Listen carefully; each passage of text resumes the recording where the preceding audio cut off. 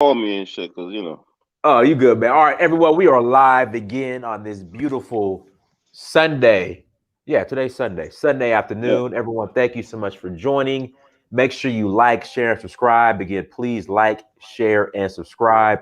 Make sure you go to dynastymir.com. Again, please go to dynastymir.com. Also, go to oneafricaproperties.com.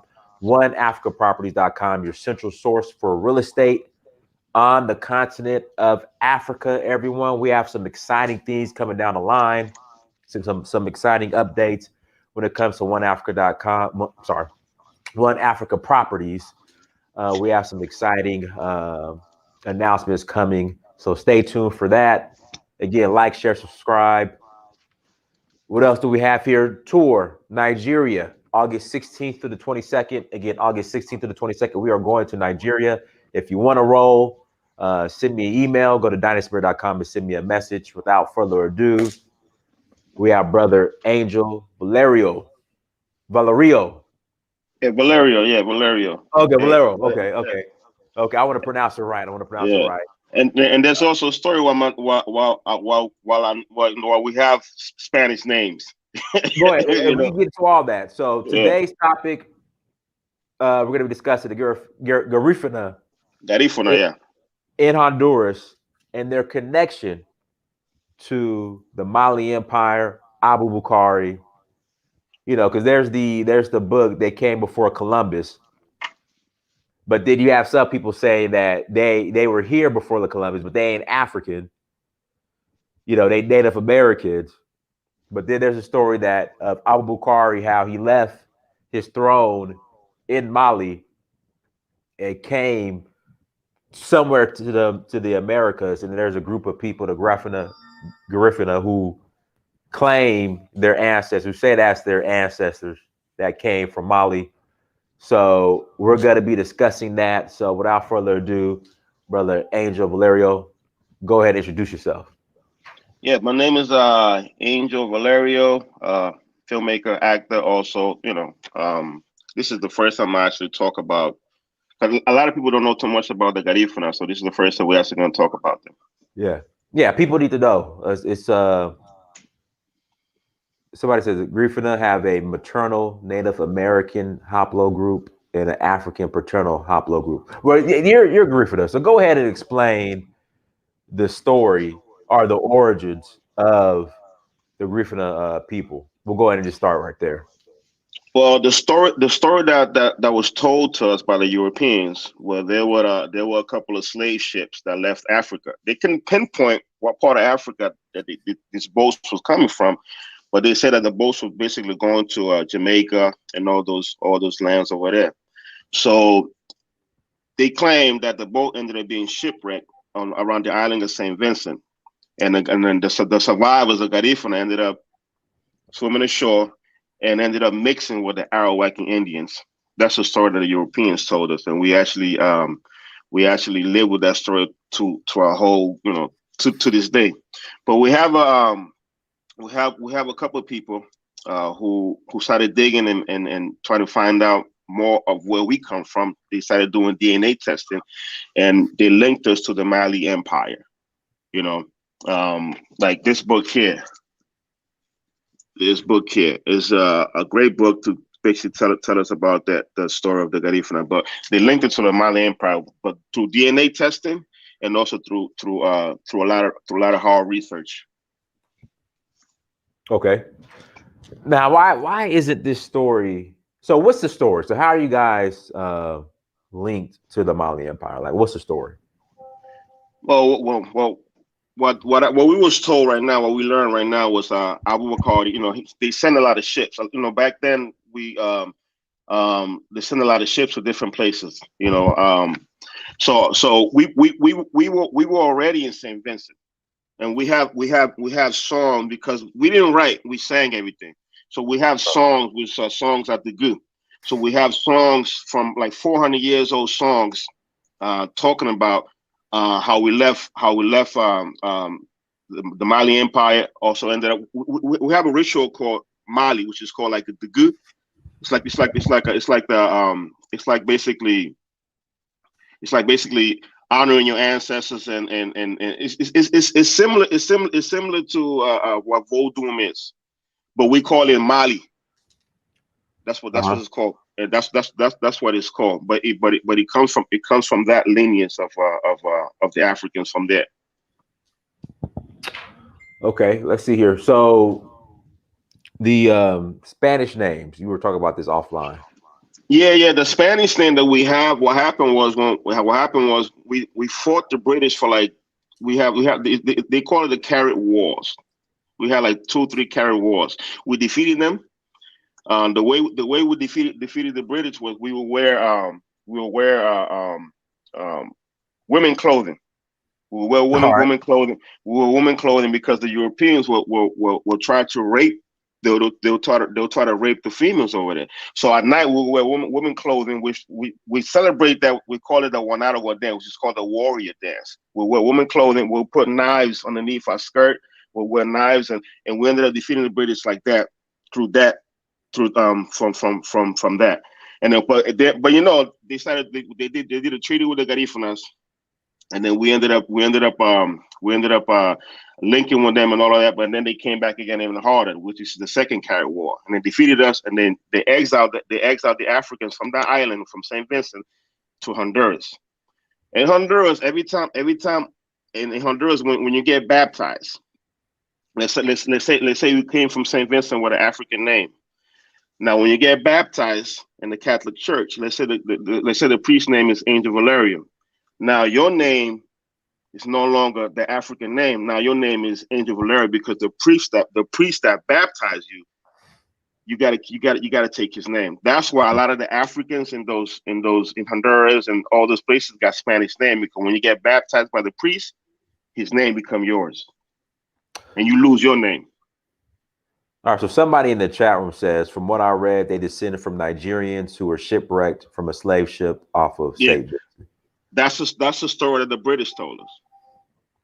All right.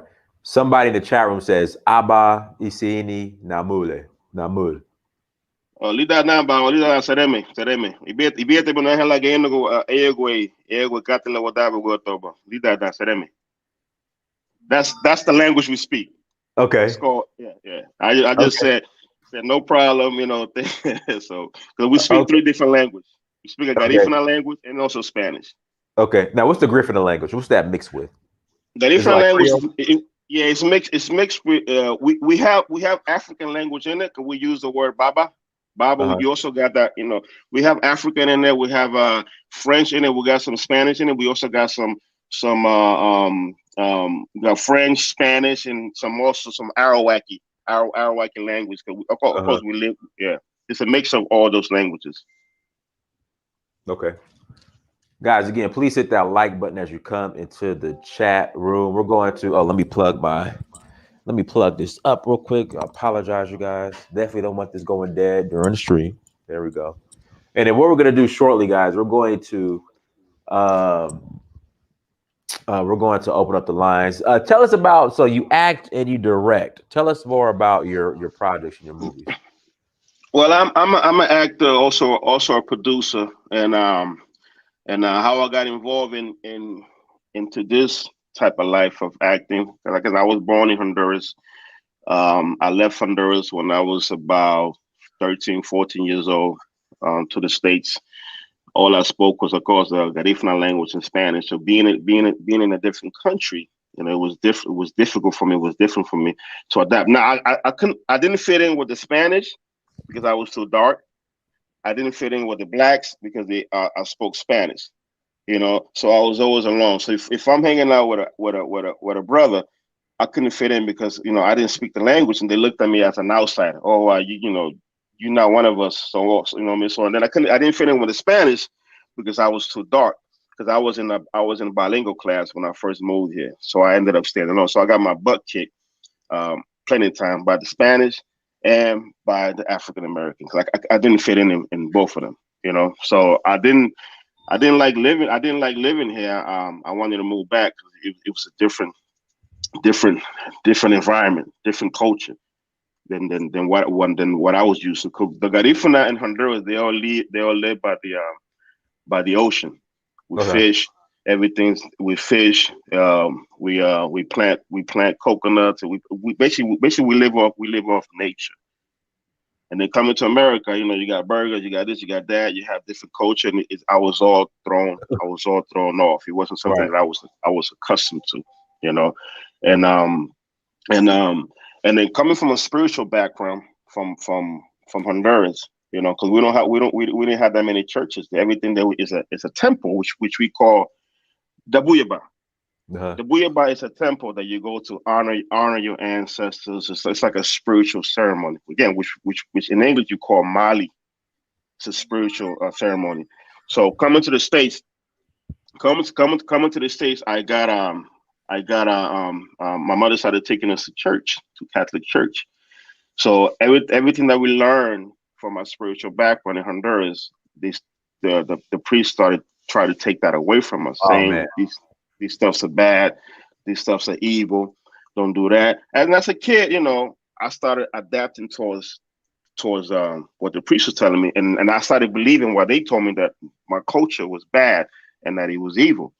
So every year I flew to Honduras to go visit my family, But and then I was confused because here I am in the Buyaba in the temple, watching the stuff that we do in the temple, and I come back to the States. I go back into the church, and now I'm confused between this and this. So what to believe, what not to believe. So I ended up gravitating towards the church, and I started leaving my culture behind. I stopped focusing on that, and I just started I dialed into the church.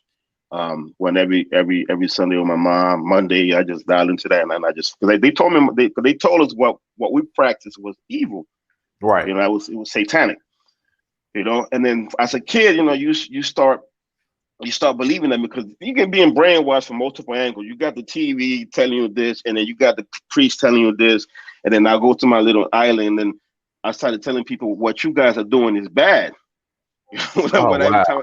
Every time I used to go back home, what you guys are doing is bad. This is evil. But they were like, but you came from that, like, yo, but I saw the light, and then it was basically I was confused in that way, and I ended up gravitating towards the Catholic Church and stuff like that. So fast forward to when I got a little older, because the stuff we believe, not believe as a Garifuna, you have a buye, which we call a shaman. A buye has the ability to communicate with the spirit. He could see them, he could hear them the same way I would see another person. He could also they'll give them messages, and they do healing, and so on and so on and so on. So that's what we do in our temple, in the Buyaba, So as a kid, I used to see things walking around here and there, and then when I got older, I started seeing and hearing. But again, they told us that those stuff was evil, the stuff was bad. So I tried to go inside the church and try to hide. Hopefully, I'll stop seeing the spirit, and I stop hearing the spirit talk to me, tell me different things. So fast forward to when I got a little older, and I ended up moving into my uncle's house. I ended up living in my uncle's house. One of the things that we do as Africans, or in general, it's like we hate on each other.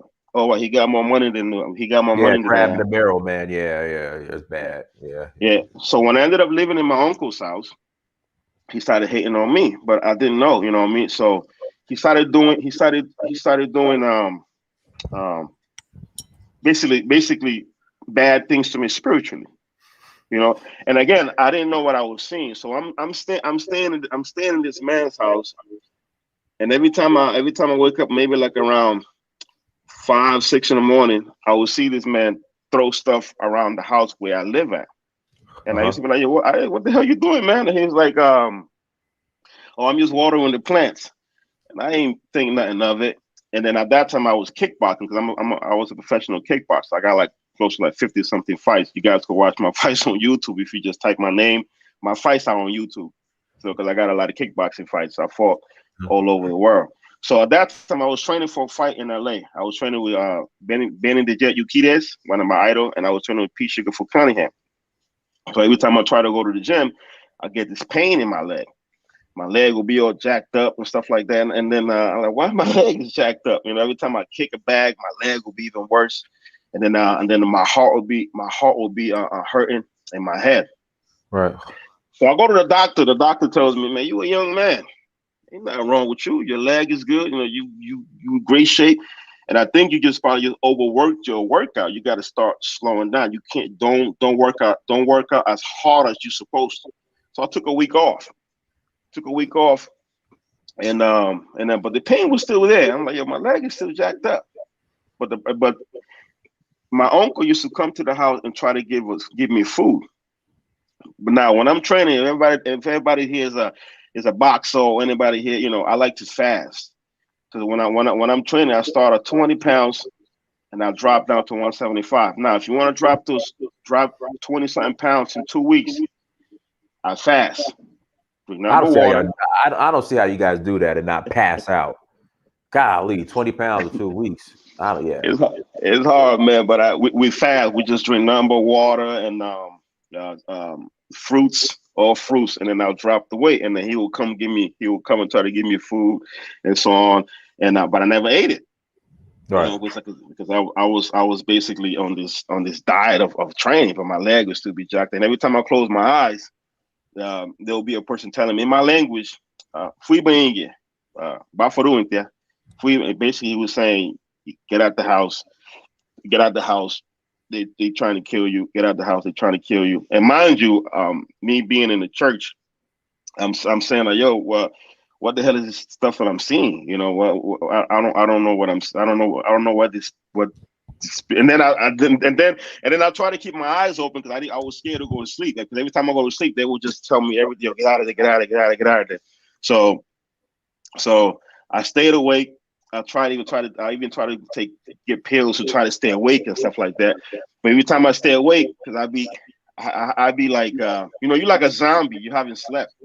And then when you're like a zombie, your eyes are like blurry, and then they will show up even more physically. And I will see them walking, and now I'm scared. I'll go to church to try to find out what the hell is wrong with me, and they basically say, you know, those are evil spirit and this and that, baptize you and so on and so on. But the shit didn't work. They were still there, telling me to leave the house. So because every time I paid him, because I paid him every week, I was renting from him. Every time I paid him, he would grab a paper. He'll grab a paper and he'll grab my money like this. He will never touch the money with his hands. And I'd be like, why he ain't grabbing the money with his hand? What's going on? He always grabbed the money with a paper. Put it away. I didn't understand why he did that. So because I'm hard-headed, I didn't listen to what was shown to me spiritually. They went after my mother.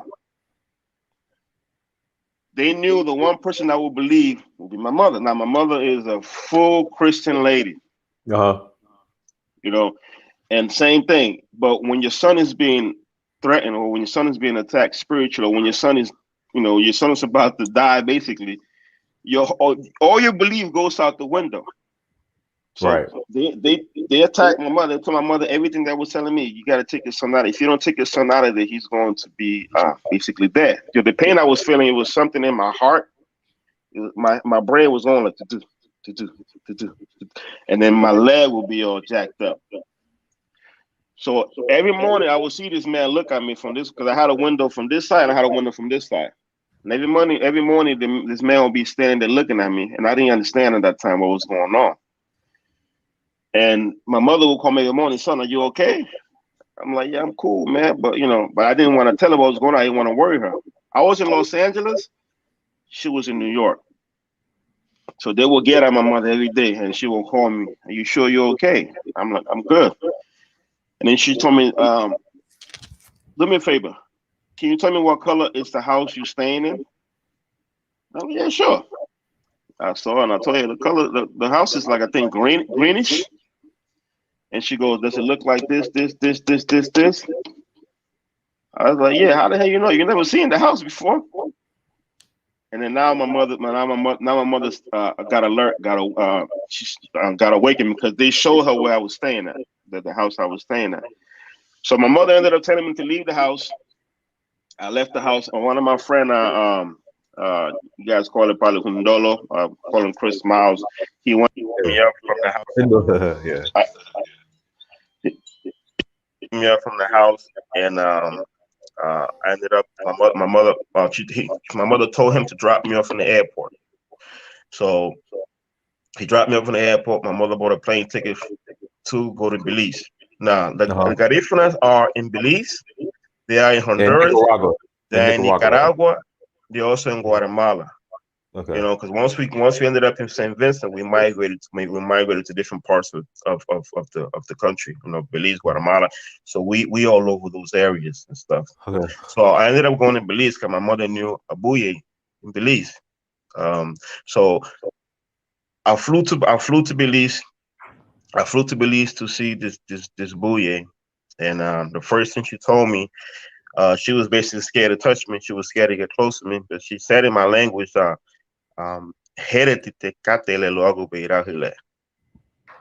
basically she's saying, the stuff that's around you is very strong spiritually, because she couldn't get close to me. Spiritually was afraid. Now, by her being afraid, this is how it works. If you go to a temple and you walk in there with somebody doing stuff to you, you know, when that person takes that away from you, it stays with her. Now, you have to be strong enough as a shaman or as a buye to be able to control that energy, or to control that evil being, or evil being that's been put on you. You have to be able to control it. Now, she wasn't strong enough to do that. She basically sent me to my death. You know. So I went to the hotel with my mother and all of that, and I saw this tall person just standing there. I asked my mother, you know, can you see that? My mother said, I can't see jack, because I was the only one I could see the person, you know. And my mother went and found another shaman, another buye. I don't want to say her name here, you know. But if you guys go to Belize, if you look for buye, you will know who I'm talking about, because she's very popular in Belize. So she came and she read me. She started, because the way it works is the spirit use your body to be able to communicate with the living. Now their body's dead, but spiritually they're still there. So they use our body to be able to communicate with the living. So it's me talking, but it's not me talking. It's actually the spirit talking, try to convey his message. So the lady was there, but the spirit that was possessing her was a man's spirit, was an older man, which is what's her grandfather. You could hear the way he talked. He, you know, sound like a man and acts like a man, and now it's no longer her. You know, so she started telling me, this is what's wrong with you. This person did this. This person did this. This person did this. And she said one thing. Do you believe in this? And at that time, I'm like, no, I don't believe in it. The only thing I believe is in God. I don't believe in this. And she's like, if you don't believe in this, you're going to die, because this is part of our culture, you know. So she goes, I'm going to come back later on, you know. And she left. She came back later on. But at that time, that's when I saw this thing walking around or whatever, trying to talk to me. So when she came back later on, she came back laughing.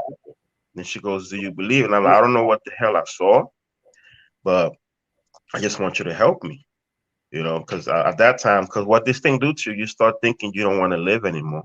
You want to die. Your head is hurting. Your heart is hurting. Your leg is hurting. You basically a cripple. You don't want to. You don't want to know. You don't want to be living anymore. You know. So and then she came back and she said, okay, I'm gonna take care of you now. And then she goes, part of the reason you're still living, part of the reason you're still alive, is because you have these two beings protecting you. Had they not been here, you would have been dead a long time ago. You would have been gone a long time ago. Had these beings, these spirits, were not here protecting you, watching you, you would have been dead already. So my mother asked her, so who are the spirit? And then she looked at them, because she's the only one that could see them. And she looked at them. And then she asked him, should I tell him who you are? And he says, not yet. I want you to take care of him first. I want you to heal him first. And then once he's fully healed, once he's okay, I will tell him who I am. But right now we are going to try to take care of him spiritually so he could be okay. So she did the medicine and she did a couple things and until I started feeling better again. And once I started feeling better, um, he told her who he was, who he was basically my great grandfather. I don't know him because I wasn't born. But that's basically who he is. He told her his name and everything. He told her his name and all of that. And then my mother asked the lady, so who did this to my son? And then she wrote on the paper. She gave me the name. It's basically my uncle. And then I was like, why would he do that? I didn't ever do nothing to him. And that's a word that we use in Garifuna. It's called leligimu. Leligimu. Leligimu means jealousy, because at that time me and Miles were doing films in Hollywood. We was doing this okay, so you knew American films, you knew and Chris. we was mainly focused on that. We was So you knew focused on doing films in so LA. can you hear me? That's Can you hear me? basically Can you hear me? after I started kickboxing. And I was kickboxing. I was doing Can you films hear at the me? same time. Can you hear me? I was doing films with Miles. Can you and hear I was me? also doing the kickboxing thing. Can you hear me? I said, Yeah. Can you hear me? Okay. I was saying, Yeah. so you met, and sorry for interrupting. Guys, hit that like button. I'm gonna open up the lines here in about 5 minutes. So you knew Miles back in LA. Yeah, hold on. Let me fix this real quick. Okay.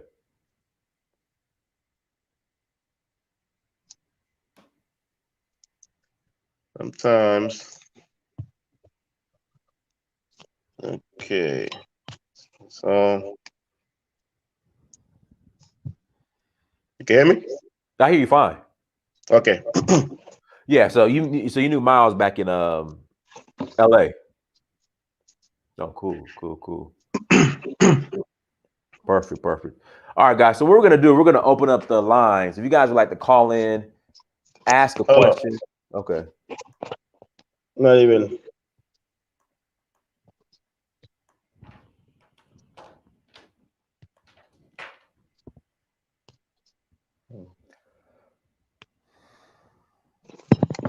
Okay, you can hear me now?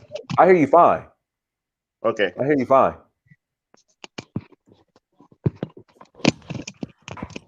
All right. Yeah, I hear you just fine. So, guys, link is in the chat room. If you want to call in, please click on the link that's in the chat room, and I'll bring you in, and we'll let you in, and you could join the conversation. Again, link is in the chat room. Click on the link, and you could come in and join the chat. But go ahead and finish your story too. Yeah, so I was in LA with Miles. We did a couple films in Hollywood. That was basically my main focus, is doing Hollywood films. I didn't think about doing no Garifuna films. I didn't think about doing no films in my language whatsoever. I wasn't my focus at all. I was far away from that. I left. Again, that's what that's what I don't like to talk bad about the church, but that's what it basically did to me. It made me forget about who I was.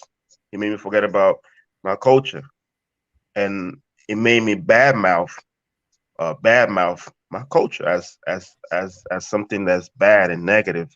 And I started adapting something that's supposed to be so pure, and church something. So when I went to Belize, again, like I said, once she took care of me, she told me the name of the person that did what he did to me. It was basically out of jealousy, the stuff that I was doing. And I never understood why a person would try to hurt somebody because hurt, yeah, but kill is different. Just try to kill somebody for just for not liking him, or for not liking what he's doing, for not, I never understood why a person would try to kill somebody for that. And I was puzzled and confused. And she told me one thing. She says, "You're going to see him again." And she goes, she says in my language, Dame behini, dice be luho bubu. She goes, Ma fogobate ishike buho bolun. Mafokobate. He basically said, when you see him again, he's gonna give you his name. He's gonna give you his hand. But don't you dare give your hand to him. You're gonna see him again. You know. So I came back to the States, thought everything was normal. You know, I'm okay, I'm healed or whatever. But they still around. And I'm like, what the hell is going on? Why are they still here? You know? So again, now I'm confused again, you know, because these people saved my life, but these people here told me that this thing is bad. So now I'm confused. I don't know which route to go. You know, Right. because they tell me here that, you know, your coach was bad, your coach is evil, is demonic, but they're the one that saved me. You know, because I went to church to see what they could do to me, but they couldn't do anything to try to take away what I had. But when I went back to Belize, they didn't want to save me, so I was confused which way to go. And I kept seeing these people, and I call her in Belize. Yo, why I keep seeing these people? She goes, they once want something from you. Ask them. I'm like, I ain't talking. And I'm like, I'm not talking to no dead person. I was scared. I'm not talking to no somebody. You know, their spirit. I'm like, yeah, I'm not talking to them. You know, that's done and done with. Like, they must want something for you to do. You know, go back home. So I took a trip to Honduras. And I went to see my grandfather. Now things have. I haven't been back home in 20 years, or 20 something years. I haven't been back to Honduras. So I went to Honduras. Everything has changed. So now when I left, there was one church and so many temples. When I came back 20 years later, it's like one temple and like 40 churches in my village now. So so so I go and I start asking these kids in my language. I'm like, yo, you know, where does my grandfather live, or where does Doka live? And the little kid goes, I don't speak that, because they don't speak my language. A lot of the kids in my village, the language is starting to die out. They don't speak the language anymore, because a lot of these church are dominant in the community. And part of the reason we kept our culture intact for so long, because a lot of missionaries wouldn't dare go into our village. Right. You know, and that's why we kept that culture intact. But now a lot of them are going more and more and more into our village. They put a lot of their churches in the villages, and they start converting a lot of the people in our villages. Now, the only people that speak the language in a lot of those Garifuna villages are elders. Kids from like 10, 12, 13 years old, they no longer speak Spanish. They speak Spanish, and that's how they speak. Because also the people that are teaching in the school are Spanish speaking. They don't teach you your culture. So what I said was, okay, you know, I'm gonna do a film. I'm gonna do a Garifuna film in my language. Because after I saw what I saw in my village, you know, I'm gonna do something to try to preserve this language, but it's just gonna be a one-off. Hey, you know, they rescued me, they saved my life, and I think I owe them this. I'm gonna do this one film. And then I did this film with Miles. So Miles is like, at that time he didn't want to go, because what they say about Honduras is a dangerous place to be. They'll rob you, they'll kill you, they'll do all this, do that. So at that time Miles was afraid to go to Honduras. Isn't that where Honduras is? Where was it? Not is it MS-13? MS-13. Yeah. So they say it's like the most dangerous country. I think number 2, number 3. I don't know, but he didn't want to go at that one time. And then, but we talked about it, and then he finally went with me, and we shot the first film, which was called Wayunagu. At that time, it was called Home. We named it Home. You know, and then there was a girl that her name is Wendy. She knows a lot about the culture, and she said, You're doing films about spirit. Now the spirit got 3 names in language. You got Ahari. You got Wayunagu. Wayunagu means spirit, or our ancestors. Wayunagu means ancestors. Ahari is like spirit. So we named the film Wayunagu, which is ancestors. And I thought that was a one-off. After I did that film, you know, I released it and all that, and I was like, I'm gonna go back to doing these American films, you know. But then again, they kept coming back, and I ended up taking another trip to Belize, and the lady told me what the spirit wanted from me. It's basically to be a buye, which is the same thing she is. But I don't. Right. Look, I'm a young person, man. I don't have like, and I didn't want nothing to do with. I didn't want no parts of that, because when you walk that life, it's a very strict life. It's a very strict life when you walk that specific spiritual life, and I didn't want nothing to do with that. You know what I'm saying? And then the lady goes, "You really don't have no choice." You know what I mean? You know, this is part of your. And I'm like, why me? You know, I have a brother. They can go after my brother. I got a sister. Go after my sister. I have a lot of family. And again, from all the family, they always choose one or two people. Because Right. of the culture, now in my village, or the Honduras, or the Garifuna in general, a lot of people don't really believe in this thing anymore. Just like I was, you know, a lot of them are being attacked by other religions. So a lot of them believe in it. A lot of them don't believe. Even a lot of the Garifuna themselves Uh-huh. don't believe in this thing anymore. Why You know what why I'm is that? saying? So it took me from last year. It took me last year to accept this fate, like to accept it. So that's the journey I'm in now. But I still do these Garifuna films in my language to try to. I do spiritual Garifuna or African film to try to Right. preserve the language, and to try to preserve some of the culture that we have lost. And the crazy thing is, I don't know too much about my culture, but I'm learning now. Like, it's like given to me to through dreams and all that. Okay, think of it this way: as an African Uh-huh. American, let's say you guys might call it a different name, but we all have ancestors, right? Right. Let's say you Right. walk. Let's say you walk into a dark alley, and something tells you, you know what? I'm not going this way today. I'm gonna make a left. I'm Uh-huh. not gonna go this is normally where I go through, but I'm not going through that right way. I'm gonna go somewhere else. And you go to another route. You get home, you hear the next day, wow, there was a shootout in this area. The Right. Yeah, yeah, yeah, yeah, shootouts yeah, here. yeah. But Yeah. that's your ancestors guiding you not to go that route. You might not be able to hear them, but they put the thoughts in your mind. You go the other way. You know what I'm saying? That's how, but me, I could hear them, and I could also see them. But other people, they just plant that in their head, like, okay, don't do this, don't do that, don't do this, don't do that.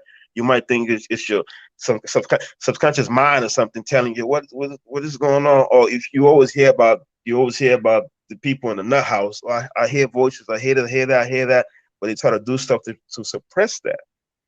You know what I'm saying? That's how this thing works. Uh-huh. Hey, Spiritual. we got a caller on. Let's go ahead and bring Garnett in. Guys, hit that like button. Brother Garnett, go ahead. Hey, brothers, peace, man. Peace. How Brother are you? Angel, how you say it? Buiti Binafi. Bite binafi ba, bite binafi. Yeah, bro. I'm not Garifuna, man. I'm Black American. I actually live in Dallas, Texas, man. But I got I'm fluent in Spanish, and I deal with a lot of Central Americans in general. And so I've met. I had a neighbor one time. It was a family where the two kids, their mom, she didn't claim to be, she was more like Tregueña. She didn't claim to be Garifuna, but the dad was, but the dad still lived in Honduras, and she was remarried to like a Guanaco, a Salvadorian. But I was gonna tell you, and there was some real quick points, man. Some things that I heard people mention or ask in the chat.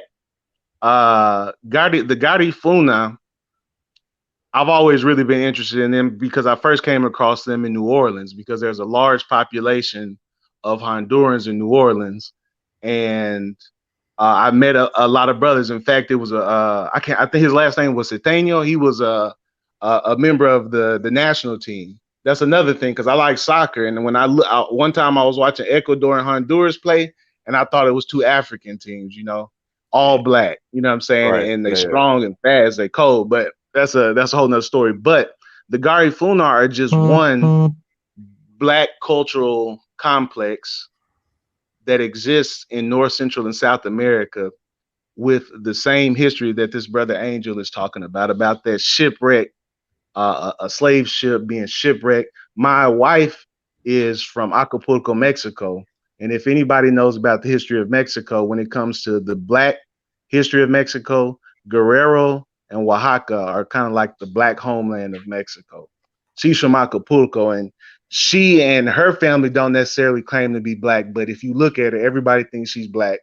Everybody looks at her dad and says, you know, he looks like a black dude, a Dominican or something. But they have that same story of being shipwrecked off of a slave ship. Somebody mentioned about the Bush Negroes, that's what they call them, who are supposedly descended from the Akan in Suriname, in South America, on the north coast of South America. Mm-hmm. They're just one of the Bush Negroes, but they too have that same history. But there's copious amounts of evidence that suggests that these African populations existed before. In fact, when it comes to the Bush Negroes in Suriname, there's a old white guy by the name of Rafanisk. He wrote a book about the primitive black nations of America, and he mentioned that there was an Akan substrate in that northern part of South America. Like I said, Garifuna is just one of those cultural complexes. And what's interesting is that the culture of Honduras is all Garifuna. Punta music, and when the girls get to dancing and all that, it's like it can't be denied. And I think that in other parts of in other parts of Latin America, you're gonna find it if you continue to dig deeper. Like in Salvador, I guarantee that the Garifuna were there at some point too, because when you look at a lot of Salvadorians, that's why the Mexicans don't like Salvadorians, is because the Salvadorians have black features. Girls got big asses. Forgive me for cussing, but you know, they're fast. You know, I seen Salvadorians that look like me, you know, as dark as me. But as far as Garifuna culture is concerned, man, it's under attack. You know, I don't think I have to tell Brother Angel, but if the brothers and sisters up here don't know, the Garifuna culture is under attack in Honduras, not only in Honduras, but in Guatemala and Nicaragua as well, but especially in Honduras because of the lands that those brothers and sisters possess ancestrally. The tourists, they want to build up the tourist industry in those areas, is what I've heard. Right. So that's something that we have to pay attention to, because when those brothers and sisters come here, you know, we should be, you know, communicating. And I think that it's kind of hard because the Garifuna are very African, you know, as opposed to a Dominican who comes over and only speaks Spanish and wants to say he's not black. Not to pick on the Dominicans, but I think it's really important that we understand. Yeah, you know what I'm saying? So and Angel, man, I'm glad you came on and talked about it, man. So if you could, any other things you could talk about are great, because we really need to realize that, especially with this ADOS, African American, African immigrant, black immigrant, you know, this whole back and forth that we're having. I think everybody is right in some ways, but I think we just need to add context, because we all black. I mean, you, Brother Angel, you look like you from Papua New Guinea, to be honest. To be honest with you, you know, and you know, Dynast Amir being a black American as well, you know, we don't get taught a lot of that stuff, you know, so it's just good that's come out, and that the fact that you're dealing with film is even better, because using that medium and like Brother Dynast doing the same thing, using that medium, if you will, is going to be so powerful going forward, you know. So, man, that's all I had, man, and God bless all y'all, brother. Angel, really good to meet you, man. Keep doing your thing. Dynast, I like this One Africa Properties thing. I want to see what it's about.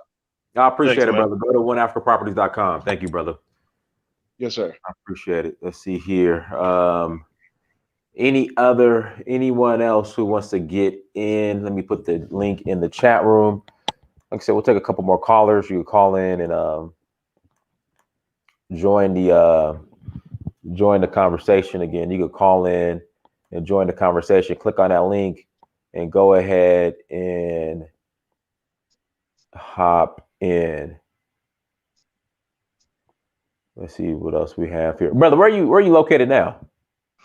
Right now, I'm in Chicago, but I moved back to Honduras. I actually live in Honduras, but I'm in Chicago for a couple of months.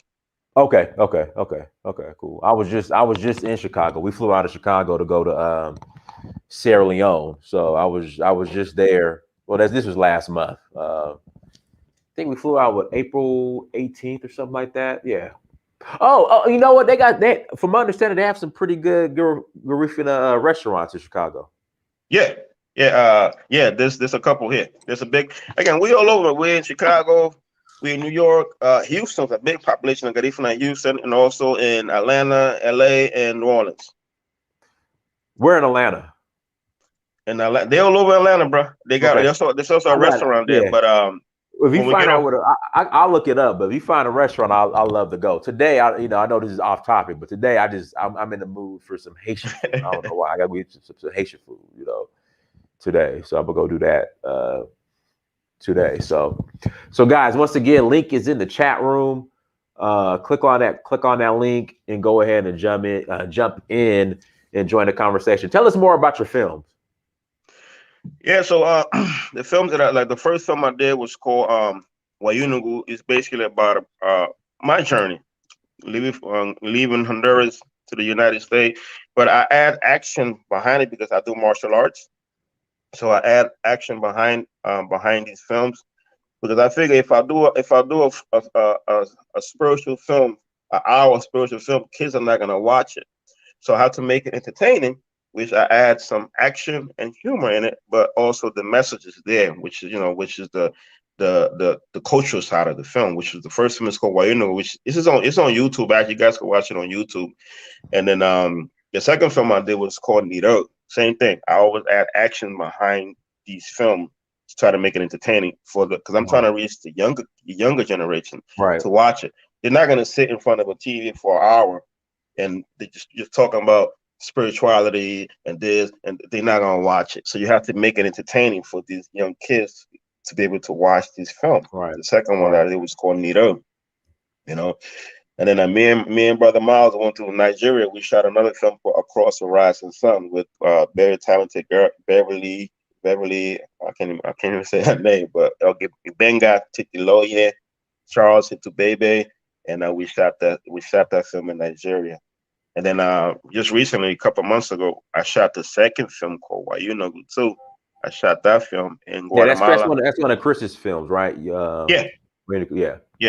But Chris is basically my partner when it comes to doing this film because he lived it. So before we did the first film, I wanted Chris to witness my culture. So I took him to Guatemala. I took him because I wanted him to know what I was doing. So I wanted him to see my culture firsthand. Because I'm not gonna have somebody doing a film about spiritual film he doesn't believe and doesn't understand. So I took him to Guatemala, and I took him to the Dabuya in the temple, and I took him to see a local buye in Guatemala, in Mariano Gotay. That's his name. He's in Guatemala. His name is Mariano Gotay. He's a buye in Guatemala. I took him to see him. And we stayed in the buoy for I think a day, and that was when he was like, wow, like he started seeing the Garifuna culture when I took him to Guatemala. Once I did that, okay, now we could shoot the film, and then we went to Honduras. We ended up shooting the film because now he knows what the story is about, what we trying to plant, what movie we trying to do. You know what I'm saying? So the second film that I did was just shot it a couple months ago, Wayunugu too. That's also based on spirituality. Also is 100% our language. We don't speak Spanish, no English. It's just 100% the Garifuna language. That way, because you know how the Chinese say their culture. They started doing these kung fu films and all that. So they say their culture was basically being attacked. The opium and all that stuff like that. So to me, doing these films in my language, even though a lot of the people, the Garifuna community, somewhat don't accept me from doing what I'm doing because they come from a church background. So me doing this film, I'm somewhat alone in it. You know what I mean? Because I don't get that much. I get a lot of resistance from doing spiritual film, especially Garifuna film, because again, I one time I thought this stuff was evil. So a lot of the Garifuna people themselves, they think this stuff is evil. So that's why I keep doing these films, and I don't care who likes them or not, but hopefully when I'm dead and gone, I have like maybe 20-30 films that I left behind, and some kids will pick up those movies and watch it and start to understand why I did these films. I don't do it because I want to. Sure, I wish I could be doing films there with Denzel's films in Hollywood. You know what I'm Right. saying? But because I have these these spirit, you know, it's sort of like it's given to me to be able to continue to do this film. I wish I could stop and just focus on doing these Hollywood films and these films in Nigeria and so on, so on. You know, because it's draining. It takes a lot out of you. You know, but you know, I'll do it for my ancestors because they did save my life, and I also do it to try to preserve this beautiful culture that we have. You know, somebody just brought up a great point in the chat room.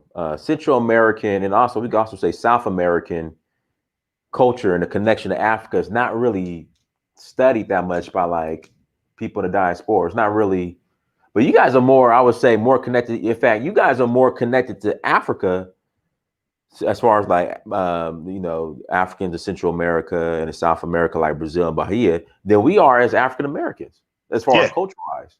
yeah, yeah. Because living from Saint Vincent to Honduras, we kept that again. The punta dance, they made the punta dance more like slutty and all of that. But the punta dance, there's a reason for the punta dance, and there's a reason for the Wanaragua dance. The Wanaragua dance, like I said, the way we defeated the British, we wore this. We dressed like females, and we put knives underneath. That's how we defeated the British. But we do that dance every December, every couple of months. We do those dances to commemorate that date when we defeated them. The punta dance is done. Let's say one of my family members dies. Mhm. Everybody's grieving. Everybody's crying. The punta dance is done to try to make everybody happy, to try to make the spirit happy, to try to make the people that's still living happy. That's what the punta dance was originally made for. Now the punta dance is more like a show, and people make money off it. But the original of the punta dance is basically when somebody died, people will dance and to try to make the spirit and the people that the person that's grieving happy and dance with. Wow, wow. So what we'll do, we'll go ahead and start closing out. How can people reach you? And also too, how can people view Chris's films? In fact, hold on, before you say that. So Chris is doing my documentary, guys. Documentary In Search of Uhuru is going to be released by December. And Chris is actually going to be the one putting it together. So just to let you guys know, the cat is out the bag or out the hat, whatever the saying is. So, to let you guys know, In Search of Uhuru documentary is going to be released in December. So just to let you guys know. But go ahead, Angel.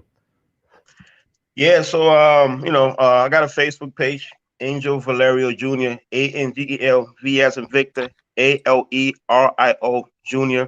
And our films are on our website, lakestreetfilm.com, www.lakestreetfilms.com.